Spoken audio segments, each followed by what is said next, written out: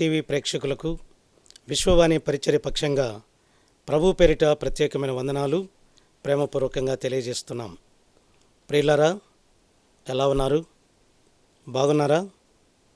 ప్రభు ప్రేమను బట్టి బాగున్నారు అని మేము నమ్ముచూ ఉన్నాం. ఈ దినం మన యొక్క ధ్యానాంశంగా మీరేమి వెతుకుచున్నారు అన్నటువంటి అంశాన్ని మనం ధ్యానం చేద్దాం.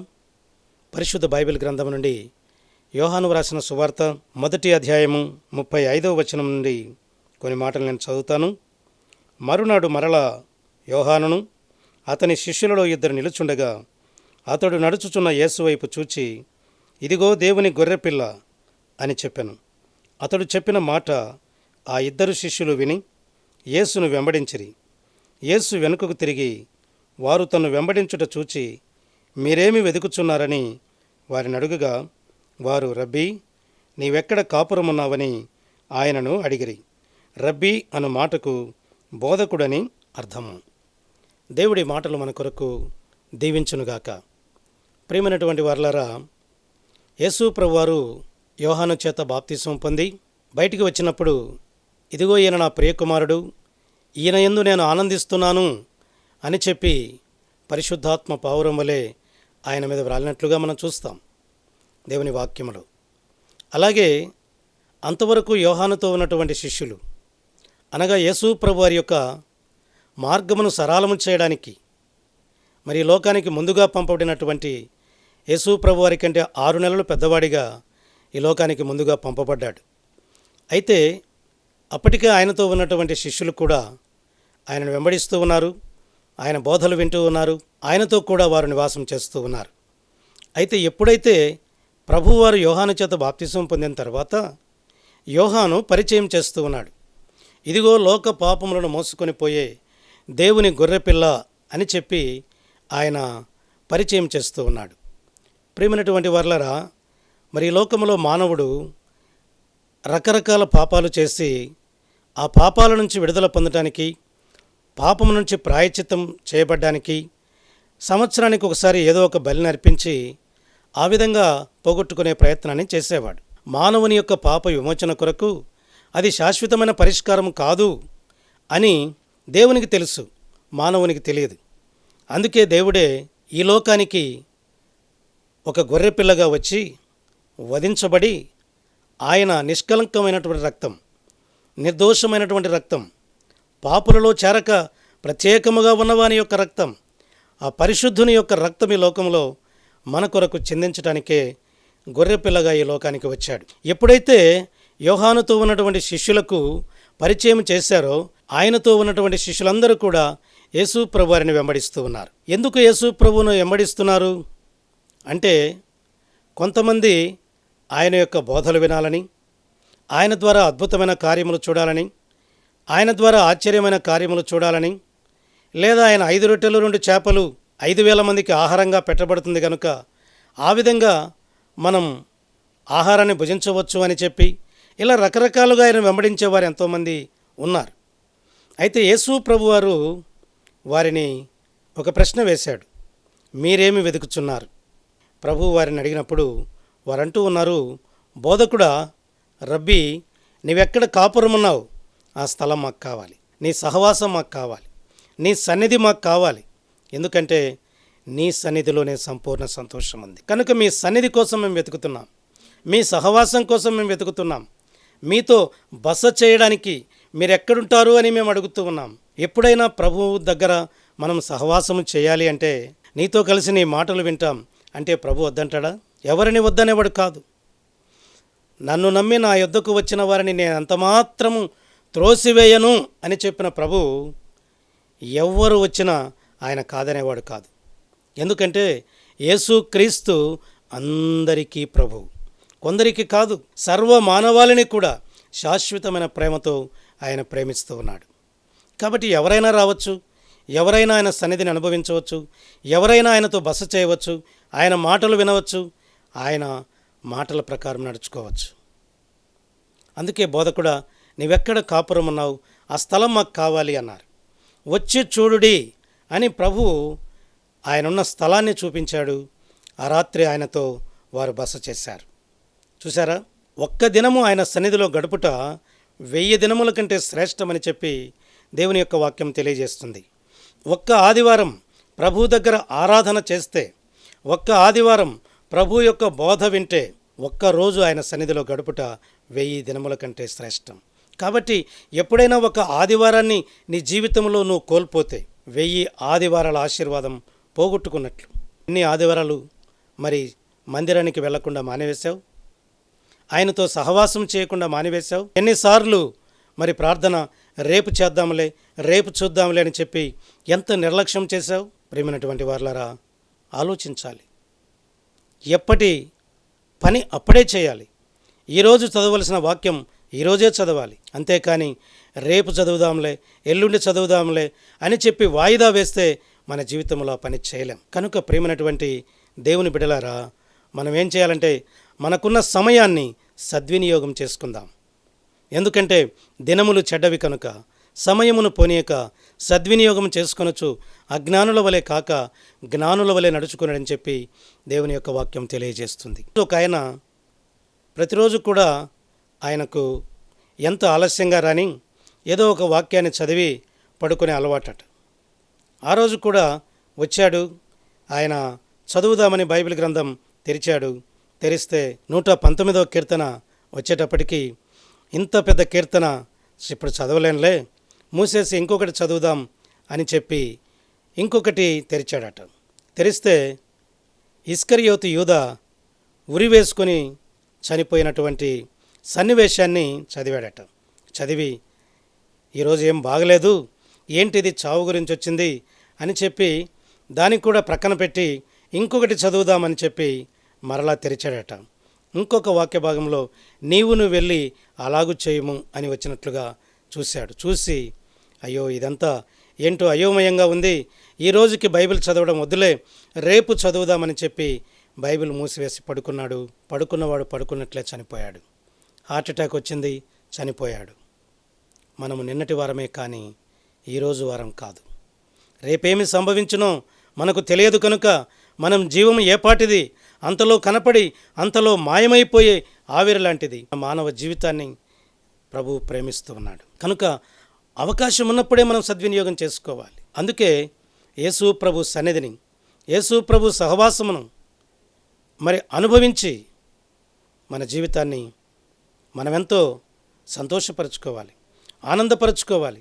దేవుని యొక్క వాక్యం చెప్తుంది, మత్తయి సువార్త 6వ అధ్యాయము 33వ వచనం, మీరు మొదట దేవుని రాజ్యమును నీతిని వెదుకుడి, అప్పుడు ఇవన్నీ మీకు అనుగ్రహించబడును. మీరేమి వెతుకుచున్నారని ప్రభు అడిగాడు. కాబట్టి మొదట దేవుని రాజ్యమును నీతిని వెతికితే ఈ లోకంలో మనకేమి అవసరమో అవన్నీ కూడా ప్రభు మన కొరకు అనుగ్రహించడానికి ఆయన సిద్ధంగా ఉన్నాడు. వెతకవలసినవి వెతకము, వెతకకూడనివి వెతుక్కుంటాం. కొంతమంది వెతుకుతాం కానీ ఎక్కడ వెతకాలో తెలియదు. ఎక్కడ పడితే అక్కడ వెతికి నాకు దొరకలేదు అంటాం. ఒకరోజు ఒక వ్యక్తి యొక్క బంగారు ఉంగరం ఎక్కడో పోయింది. ఎక్కడో పడిపోతే ఊరిలో ఉన్నటువంటి వీధి లైట్ కింద వెతుకుతున్నాడట. ఏమయ్యా వెతుకుతున్నావంటే నా ఉంగరం పోయింది అన్నాడట. ఎక్కడ పోగొట్టుకున్నావంటే పలాని చెట్టు కింద పొలంలో పోగొట్టుకున్నాను అన్నాడట. మరి ఇక్కడ వెతుకుతున్నావేంటి అంటే అక్కడ లైట్ లేదు, ఇక్కడ లైట్ ఉంది అన్నాడట.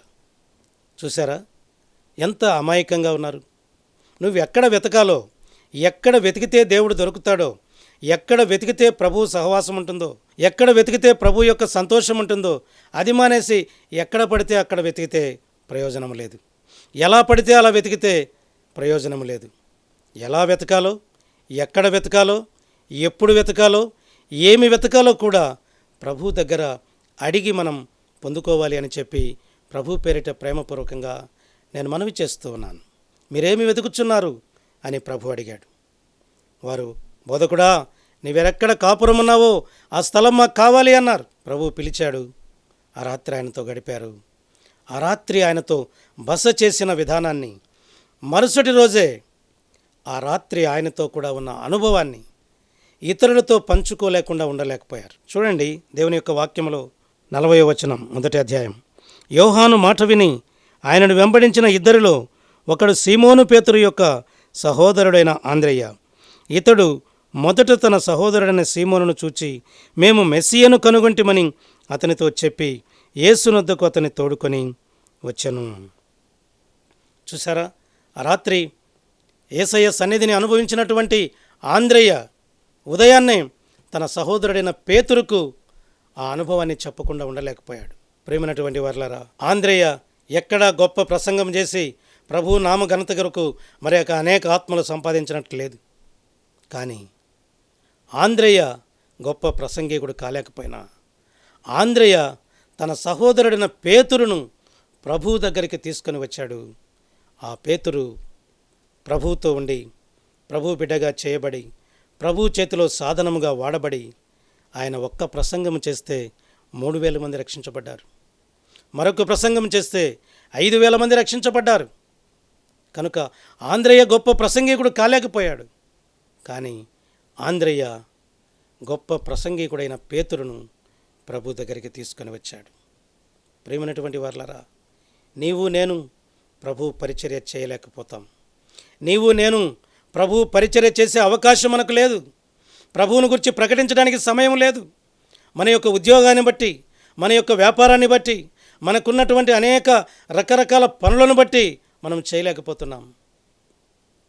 కానీ చేసేవారినైనా ప్రభు దగ్గరికి పంపిద్దాం. చేసేవారినైనా ప్రభువుకి పరిచయం చేద్దాం. కనుక విశ్వవాణి పరిచర్య పక్షంగా భారతదేశంలో 2030 నాటికి 1,00,000 గ్రామాలను ప్రభు కొరకై సంపాదించాలని దృక్పథము కలిగి, గురి కలిగి ఈ పరిచర్య ముందుకు వెళుతుండగా, ఈ పరిచర్యను ప్రేమిస్తున్నటువంటి మీరు, ఈ పరిచర్య కొరకై ప్రార్థిస్తున్నటువంటి మీరు ఒకవేళ సువార్త చెప్పే అవకాశం మీకు లేదేమో. మీకు ఉద్యోగ భారాన్ని బట్టి, వ్యాపార భారాన్ని బట్టి, కుటుంబాల భారాన్ని బట్టి, విద్యా భారాన్ని బట్టి మీరు చేయలేకపోతున్నారేమో. చేసేవారు సిద్ధంగా ఉన్నారు. ఆంద్రేయ వెళ్ళలేకపోయాడు. ఆంద్రేయ ప్రసంగించలేకపోయాడు. పేతురును ప్రభు దగ్గరికి తీసుకొని వచ్చాడు. నీవు నేను కూడా మన యొక్క పనులను బట్టి మనం పరిచర్య చేయలేకపోతున్నాం. పరిచర్యలో సహకారాన్ని అందించలేకపోతున్నాం. పరిచర్య చేసేవారి కొరకైనా మనవంతు కర్తవ్యాన్ని అందిద్దాం.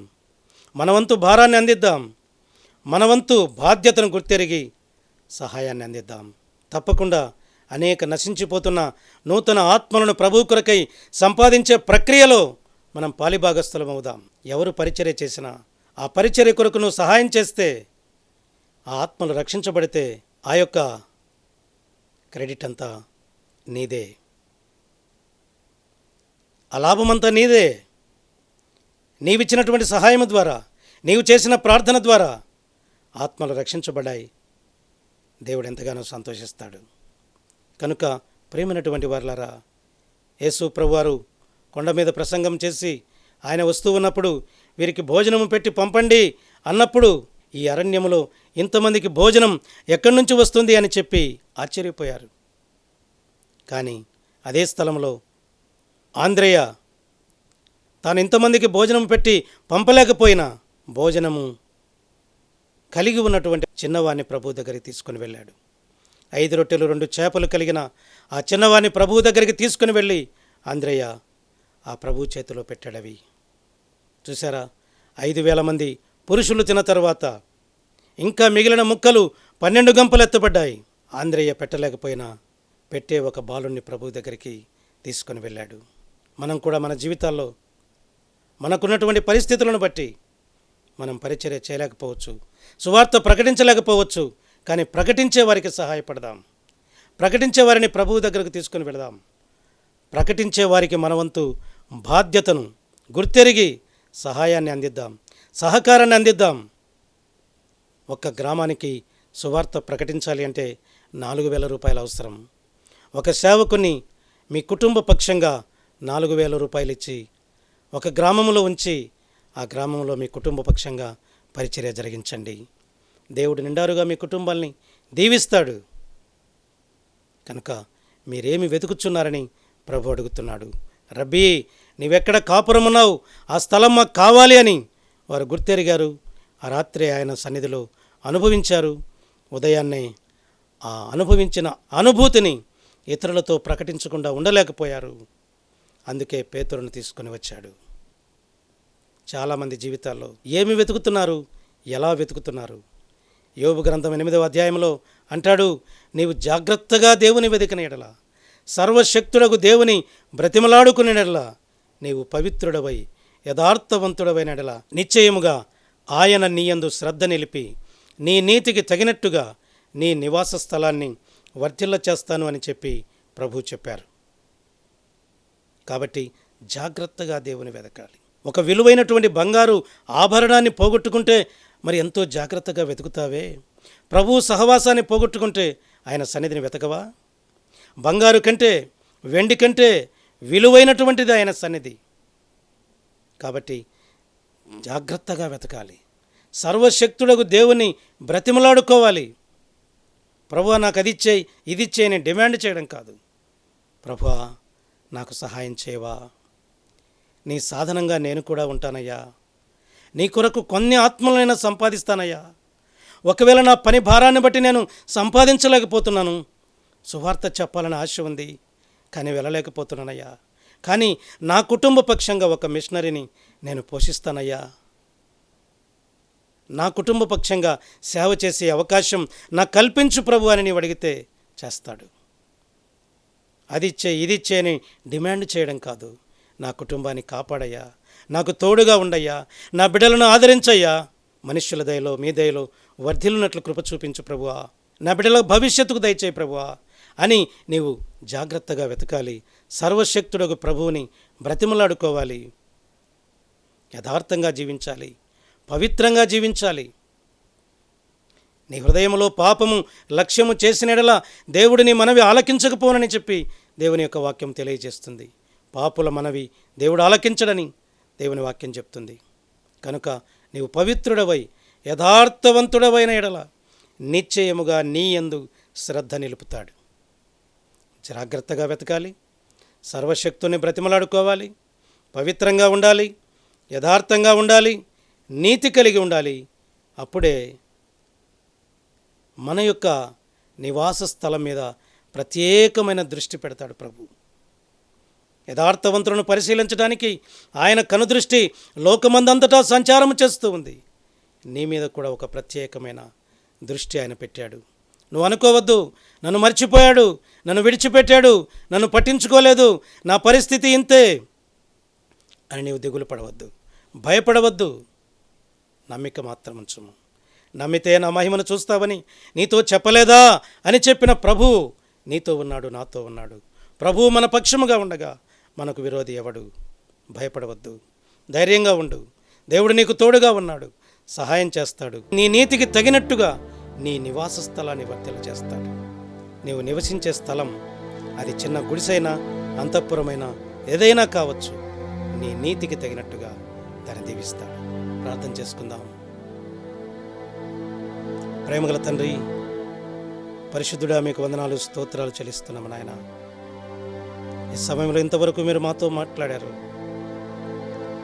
లోక పాపములు మోసుకొని పోయే దేవుని గొర్రెపిల్లగా ఈ లోకానికి వచ్చి నా కొరకు మా కొరకై మీ విలువైనటువంటి రక్తాన్ని, మీ ప్రాణాన్ని మా కొరకై త్యాగం చేసావయ్యా. నీ సన్నిధిని ఎన్నో సంవత్సరాలుగా అనుభవిస్తున్నాము, కానీ అనుభవాన్ని ఇతరులతో చెప్పలేకపోతున్నాం నాయన. మా బాధ్యతను గుర్తించలేకపోతున్నాం. మేము కొంతైనా మీ కొరకు త్యాగం చేయలేకపోతున్నాం. ఎలా వెతకాలో మాకు తెలియకుండా ఉంది. తెలిసినప్పటికీ వెతకలేకపోతున్నాం. జాగ్రత్తగా వెతకమంటే అజాగ్రత్తగా వెతుకుతున్నామేమో, క్షమించండి. నీకు ఇవ్వవలసిన విలువను వేరొక వాటికి ఇస్తున్నామేమో, క్షమించండి ప్రభువా. వాటిని విడిచి కొంచెము దూరం రాగా నీవు మాకు ఎదురుపడతావు. వాటిని విడిచిపెట్టలేకపోతున్నాం. విడిచిపెట్టే సహాయం చేయనాయనా. నీ సన్నిధి మాకు కావాలి, నీ సహవాసం మాకు కావాలి, నీ సంతోషం మాకు కావాలి ప్రభువా. కృప చూపించి సహాయం చేయమని మమ్మల్ని మీ కృపాస్థాలకు అప్పగించుకుంటూ యేసు పరిశుద్ధ నామమున స్తుతించి అడిగి వేడుకుంటున్నాం తండ్రి, ఆమేన్. ఇప్పుడు మన పరమ తండ్రి దేవుని ప్రేమయు, ప్రభువైన యేసుక్రీస్తు వారి యొక్క కృపయు, పరిశుద్ధాత్మదేవుని యొక్క అన్యోన్య సహవాసం, సన్నిధి సహాయము మనకు సర్వ పరిశుద్ధులకు సర్వదా సదాకాలము తోడయుండి నడిపించునుగాక. ఆమేన్, ఆమేన్, ఆమేన్.